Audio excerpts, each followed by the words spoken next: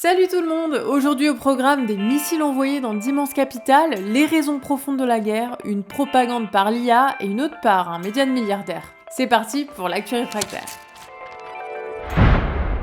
Bon alors, vous avez pas pu passer à côté, en fin de semaine dernière, Israël a franchi une nouvelle ligne. Pour la première fois depuis les années 80, l'État hébreu a mené une attaque massive contre l'Iran et tué 78 personnes selon Téhéran. Mais qu'est-ce qui pousse Netanyahou vers cette escalade maintenant ? C'est ce qu'on va essayer de comprendre. Alors dans la nuit du 13 juin, Israël lance l'opération Lion dressé qui vise plus de 12 sites iraniens dont des centres nucléaires. Des hauts responsables militaires sont assassinés, mais aussi 6 scientifiques nucléaires. Et justement, des négociations entre Washington et Téhéran devaient reprendre le 15 juin à Oman sur le nucléaire. Dans un premier temps, la Maison-Blanche a prétendu ne pas être impliquée dans les attaques, mais selon la sortie d'une fuite, probablement volontaire, Trump aurait refusé le plan d'assassinat du guide suprême iranien, l'ayatollah Khamenei. Trump a ensuite lui-même révélé que les États-Unis et Israël avaient coordonné cette attaque après l'échec de l'ultimatum de 60 jours donné à l'Iran dans les négociations sur le nucléaire. Et le jour même, l'Iran a riposté avec 150 missiles balistiques en 3 vagues successives. Tel Aviv, Jérusalem et Haïfa ont été touchés. Bilan côté israélien, 16 morts. Alors c'est pas la première attaque de missiles iraniens contre Israël dans l'histoire, mais la dernière fois, l'Iran avait prévenu à l'avance, ce qui avait permis à ces missiles d'être facilement interceptés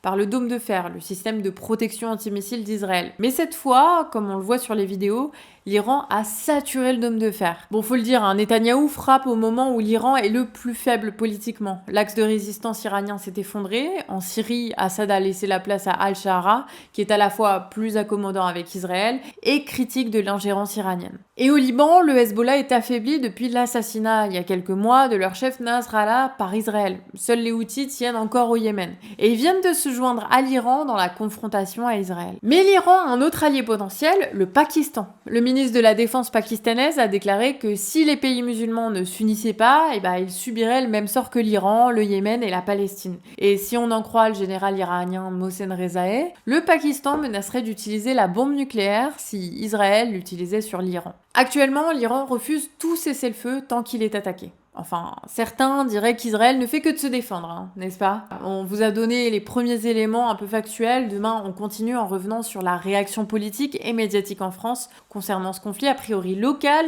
qui prend une tournure mondiale. Bon, on vous a souvent parlé sur Actu Réfractaire de la génération de vidéos par intelligence artificielle. Avec les nouveaux modèles, on obtient des vidéos cohérentes et très réalistes. Et ça commence à devenir un sérieux problème en temps de guerre. Regardez par exemple cette image qui a circulé dans des groupes Facebook. La qualité est très basse, mais on distingue quand même un immeuble qui semble être percuté par un missile. Avec comme message, après les attaques en violation du droit international d'Israël sur l'Iran, cette nuit, Israël a reçu des missiles hypersoniques de la part de l'Iran. Leur dôme de fer ne fonctionne plus quand il ne s'agit pas de petites roquettes artisanales. Sauf que cette image est bidon. Le plan est trop fixe, trop beau, la trajectoire des missiles est incohérente et surtout, il y a ce petit liseré avec marqué VO, le nom de modèle d'IA qui a généré cette image. Autre exemple, on a là un plan de drone de building de Tel Aviv ravagé par des missiles iraniens. Un bâtiment est en ruine, 600 000 vues sur Twitter. Sauf que là encore, c'est bidon. L'image est trop nette, la circulation des véhicules assez irréaliste. Enfin bref, c'est l'IA. Alors si aujourd'hui on peut encore discerner l'IA du réel, dans quelques semaines, la différence sera quasi indétectable. Et dans une période de guerre, ça veut dire que la propagande sera très très violente et qu'il va falloir prendre une habitude, ne plus croire d'un premier coup d'œil ce qu'on voit dans les réseaux. Une vidéo n'est plus une preuve. On est plus que jamais dépendant du travail des journalistes. Et ça veut dire que sur Actu comme ailleurs, ça pourrait nous arriver de partager sans le savoir de fausses images. Alors on reste attentif et on se corrigera bien sûr si ça arrive. Allez, on retourne à Gaza avec de bonnes nouvelles. Plus de 150 000 personnes se sont rassemblées aux Pays-Bas pour la libération de la Palestine. Les 3 derniers passagers de la flottille de la liberté, Yanis, Pascal et Marco, ont été extradés en Jordanie et libérés. Et suite à leur action, une ONG malaisienne cherche à réunir 1000 flottilles pour briser le blocus. Ils appellent à ce qu'on se mobilise localement, dans nos assos, nos syndicats, nos fédérations, nos communautés religieuses, nos groupes de sport, enfin dans la société quoi, pour trouver des volontaires et puis qu'on se coordonne ensuite en comités nationaux pour définir la logistique, puis qu'on fasse pression sur nos gouvernements pour exiger un respect du droit international et donc une navigation sûre. Voilà, donc il y en a pour tout le monde, c'est donc le moment de construire un front puissant. On a donc 1 mois avant l'action mondiale prévue. Une action d'ampleur qui, on le sait déjà, sera critiquée par la propagande officielle. Faut dire qu'ils nous ont bien manipulés ces derniers jours. Je vous réponds parce que je trouve inacceptable qu'un certain nombre de forces politiques utilisent pour les 3 ou 4 personnes qui sont aujourd'hui détenues depuis 2 jours en Israël, utilisent le mot otage.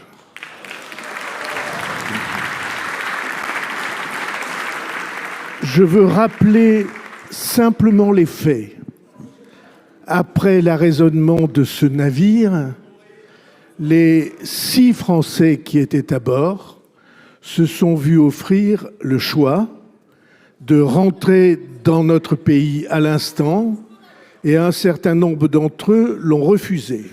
Et monsieur le sénateur, si les vrais otages, ceux qui sont détenus à Gaza, s'étaient vus offrir la possibilité de rentrer dans leur pays à l'instant, je vous assure qu'ils seraient rentrés et on n'utiliserait pas le mot d'otage pour eux. Je trouve inacceptable qu'on instrumentalise les choses de cette manière.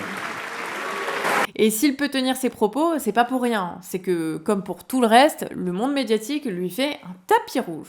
Emmanuel Macron affirme que le blocus humanitaire israélien est une honte. Voilà, on développera ça, j'imagine. C'est un scandale, il n'y a aucun blocus humanitaire. Aujourd'hui, Israël vient de rentrer 140 camions pour nourrir 1,5 million de personnes. C'est une honte et un scandale de ces déclarations d'Emmanuel Macron. J'ai une question à vous poser, mais si jamais j'avais un chef de guerre à choisir, je préférerais Benjamin Netanyahu et Emmanuel Macron, et j'imagine que les Français penseront comme moi. Là, on est directement sur la chaîne de propagande israélienne I24 News. On a donc des gens qui sont directement payés par l'État israélien, dont Meir Habib qui était un député français, et le discours est tellement répété dans le monde médiatique qu'on se demande combien de gens sont financés par l'État israélien. Pour Caroline Fourest, par exemple, en fait, la flottille est financée par le Hamas et le Hezbollah, et de toute façon, il n'y a aucun blocus en face. Mais le faire à partir d'une flottille armée, arraisonnée, en tout cas mis à l'eau par un proche du Hamas, avec à bord des membres qui soutiennent le Hamas, ça n'a plus aucun sens, tout ça pour amener quelques kilos de farine. Un mensonge direct, une reprise de la propagande qu'on retrouve d'ailleurs dans le torchon Franc-Tireur, dont les unes sont assez parlantes à ce sujet. Le truc, c'est que si ce sont les pires, ce sont loin d'être les seuls.